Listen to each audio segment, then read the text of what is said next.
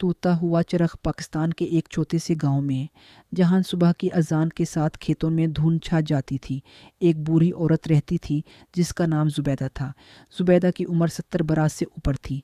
बालों में चांदी थी, चेहरे पर वक्त की लकीरें थीं, मगर आंखों में वो गहराई थी जो सिर्फ बहुत ज़्यादा जी लेने वालों को नसीब होती है।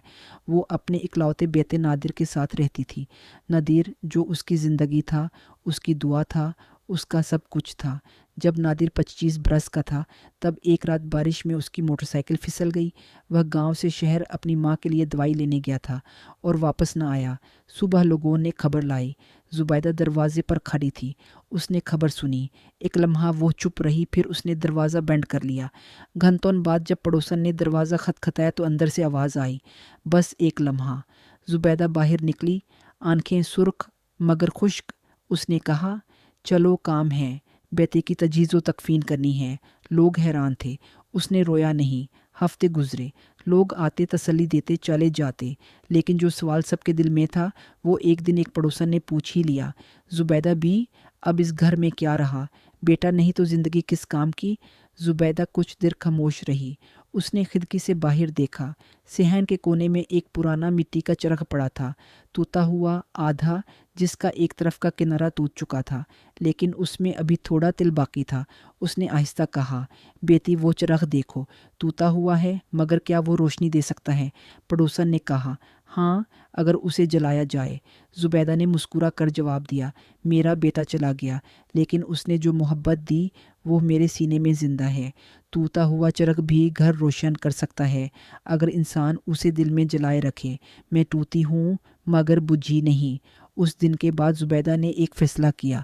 गांव में बहुत से यतीम बच्चे थे, वो बच्चे जिनके बाप खेतों में, कारखानों में सड़कों पर मर गए थे, वो बच्चे जो सुबह भूखे उठते और रात को भूखे सोते थे। जुबैदा ने अपना दरवाज़ा खोल दिया। पहले दिन एक बच्चा आया, 7 साला अरसलन, जिसके पाँव में जूते नहीं थे।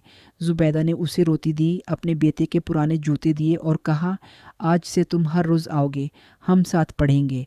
फिर दूसरा बच्चा आया, तीसरा, चौथा, और देखते ही देखते जुबैदा का घर एक छोटी सी पाठशाला बन गया।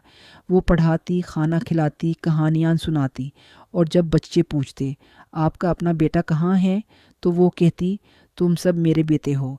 नादिर ने मुझे मोहब्बत दी और मैं वो मोहब्बत तुम्हें देती हूँ।